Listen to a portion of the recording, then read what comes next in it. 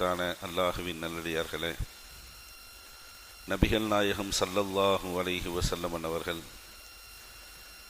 இரண்டு விதமான மோசமான செயல்பாடுகளை குறித்து இந்த ஹதீஸிலே பேசுகின்றார்கள்.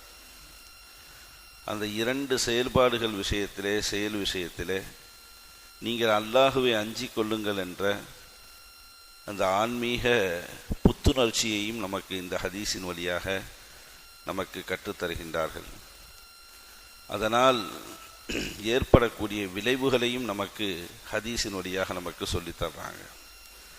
ஹதீஸினுடைய அறிவிப்பாளர் ஜாபிர் ரலியல்லாஹு தஆலா அன்ஹு அவர்கள் இந்த செய்தி முஸ்லிம் ஷரீஃபிலே 2578வது ஹதீஸாக பதிவாகி இருக்கிறது. நபிகள் நாயகம் ஸல்லல்லாஹு அலைஹி வஸல்லம் அவர்கள் மோசமான முதல் செயலை குறித்து சொன்னார்கள். இத்தகுத் துல்ம, அநீதியை நீங்கள் பயந்து கொள்ளுங்கள் என்று சொன்னார்கள். அநீதியை ஏன் நீங்கள் பயந்து கொள்ள வேண்டும்? ஃபஇன்ன துலும, அநியாயம் செய்வது என்பதாகிறது துலுமாத்துன் யௌமல் கியாமா, மறுமை நாளில் அது இருளாக அது உங்களுக்கு மாறிவிடும் என்று சொன்னார்கள். ஒரு அற்புதமான ஒரு செய்தி. மறுமை நாளில் நாம் யாருக்காவது அநீதி செய்துவிட்டு வருகின்ற பொழுது அந்நேரத்தில் நமக்கு கண் பார்வை இருக்கும். ஒரு விஷயத்தை நல்லா விளங்கணும். கண் பார்வை இருக்கும், ஆனால் எல்லாமே இருட்டா தெரியும், ஒன்றுமே தெரியாது. எங்கே போகணுங்கிற வழியை உங்களால் கண்டுபிடிக்க முடியாது. ஒரு ரூம்புக்குள்ள எல்லா ஜன்னல்களையும் அடைத்து அந்த ஜன்னலுக்குண்டான அந்த திரைகளையும் மறைத்து எல்லா லைட்டையும் ஆஃப் பண்ணிட்டு கும் இருட்டுக்குள்ளே நாம் இருக்கின்ற பொழுது கண் தெரியலைன்னு பொருள் வருமா? அப்படி கிடையாது. கண்ணு நமக்கு தெரியும், ஆனால் இருட்டுக்குள்ளே இருக்கும். அதுதான் இதனுடைய பொருள். நாம் செய்யக்கூடிய அநியாயங்களும் அநீதிகளும் நம்மிடத்திலே இருக்கக்கூடிய 10 பொருட்களில் ஒன்று மட்டும் கருப்பாக இருக்குது அப்படிங்கிற பொருள் அல்ல. ஒரு 10 பொருள் நம்ம ஜோப்பில் வச்சுருக்கோம், 10ஐயும் எடுத்து பார்க்கும் பொழுது 9 நல்லா இருக்குது, 1 கருப்பாக இருக்குது. அந்த கருப்பல்ல இது. இது ஸல்லல்லாஹு அலைஹி வஸல்லம் அவங்க சொல்லக்கூடிய கருப்பு, உனக்கு முன்னிற்பவர்கள் பின்னிற்பவர்கள் மேல் கீழ் வலதுபுறம் இடதுபுறம் எல்லாம் கும்முண்டு இருட்டாக இருக்கும், கும்மிருட்டாக இருக்கும். மிகப்பெரிய ஒரு சோதனைக்கு உள்ளாக்கப்படுவாய். அந்த இருட்டு எதனால் உனக்கு வந்தது என்பதைத்தான் இங்கு சொல்கிறாங்க.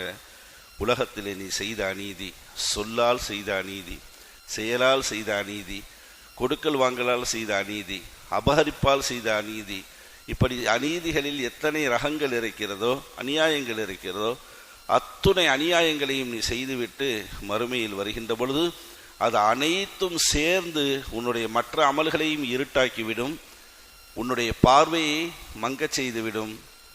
நீ பார்க்கக்கூடிய அனைத்து பொருட்களையும் உனக்கு கருப்பாக காட்டும். நீ தேடி செல்லக்கூடிய இடம் எது என்பதை தடுமாற்றத்திற்குள்ளே உன்னை ஆழ்த்திவிடும் என்பதை ஸல்லல்லாஹு அலைஹி வஸல்லம் சொல்லிவிட்டு, வாழும் காலத்திலே அந்த அநீதியை நீங்கள் அல்லாஹுக்காக வேண்டி பயந்து கொள்ளுங்கள் என்று சொன்னார்கள். தக்வா செய்யுங்கள். தக்வா அல்லாஹுக்கு பயப்படுவது. பொதுவாகவே தக்வாவினுடைய ஒரு சாராம்சம் என்னவென்றால், எல்லா சாத்தியக்கூறுகளும் இருக்குது. நமக்கு பாவம் செய்கிறதுக்கு எல்லா சாத்தியக்கூறுகளும் இருக்குது. நம்மளை பார்க்குறதுக்கு ஆள் இல்லை, நம்மளை பார்க்குறதுக்கு ஆள் இல்லை, பக்கத்தில் உம்மாவும் வாப்பாவும் இல்லை, நம்மளுடைய சொந்த பந்தம் யாரும் கிடையாது, வெகு தூரத்திலே நாம் இருக்கின்றோம். இருப்பவர்கள் எல்லாம் அந்நியர்கள். அவர்கள் நம்ம வீட்டில் போய் யாரும் சொல்லவும் மாட்டாங்க, எதுவுமே செய்ய மாட்டாங்க. எல்லாமே நமக்கு கைகூட வசதியாக இருக்கின்ற பொழுது அந்த நேரத்தில் நீ அல்லாஹுவை பயப்படுங்கிறாங்க நபி ஸல்லல்லாஹு அலைஹி வஸல்லம். அப்போ நம்ம பயப்படுறது தான் தக்வா என்பதனுடைய அசல் சாராம்சமாக இருக்கிறது. அப்போ முதலாவதான ஒரு கெட்ட செயல்பாடு குறித்து ஸல்லல்லாஹு அலைஹி வஸல்லம் சொல்லிட்டாங்க, அநீதிகளை பயந்து கொள்ளுங்கள். இரண்டாவது சொன்னாங்க வத்தகு ஷுஹ, கஞ்சத்தனத்தை பேராசையை நீங்கள் பயந்து கொள்ளுங்கள் என்று சொன்னார்கள். கஞ்சத்தனம் என்பது கூடாது.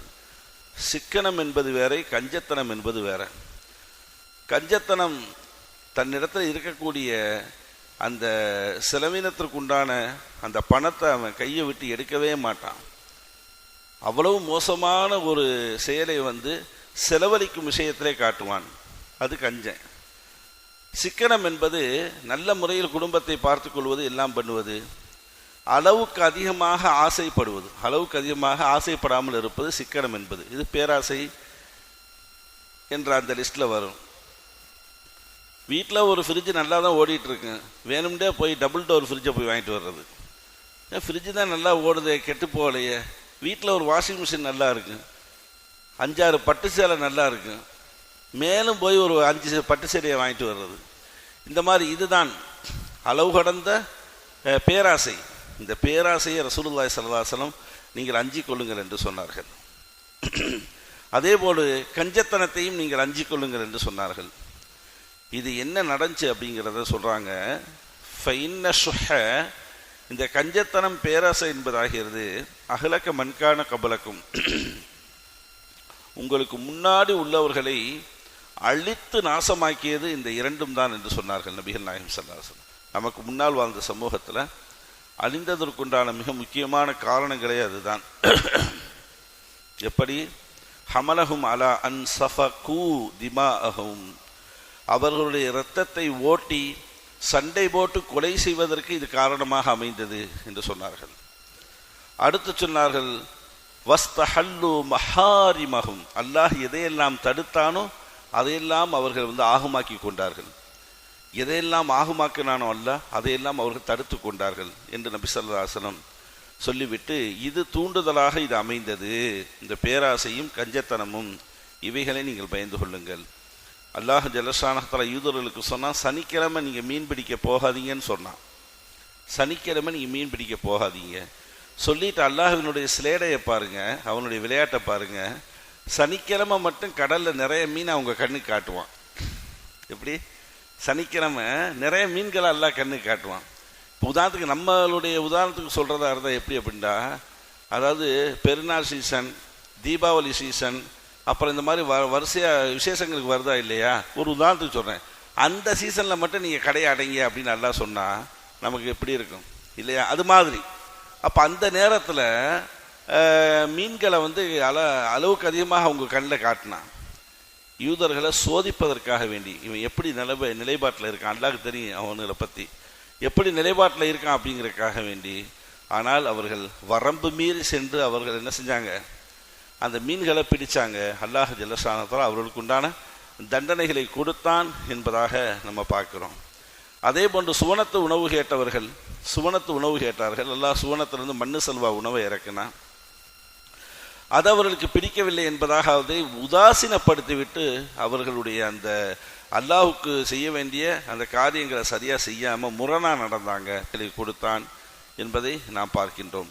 தனக்குள்ளே சண்டையிட்டுக் கொள்வது, இப்படி நிறைய வேலைகளை அவர்கள் செய்ததற்குண்டான மிக முக்கியமான காரணமே அவர்கள் உள்ளத்திலே இருந்த அந்த பேராசையும் கஞ்சத்தனமும் தான் என்பதை ரசூலுல்லாஹி ஸல்லல்லாஹு அலைஹி வஸல்லம் அவங்க ஹதீஸினுடையாக நமக்கு சொல்கிறாங்க. கண்ணியமான பெருமக்களே, ஆக மனித குலமாக இருக்கக்கூடிய நம்மிடத்தில் இந்த 2 விஷயங்கள் கண்டிப்பாக இருக்கக்கூடாது. ஒன்று அநியாயம் செய்வது, அநீதி இழைப்பது. 2வது கஞ்சத்தனமாக நடப்பது, பேராசை கொள்வது. இந்த 2ஐயும் நாம் நம்முடைய வாழ்விலிருந்து அடியோடு வேரோடு எடுத்து அள்ளி கீரை தூக்கி எறிய வேண்டும். அல்லாஹுக்கு அஞ்சி வாழ வேண்டும் என்பதைத்தான் ஹதீஸ் நமக்கு கற்றுத்தருகிறது.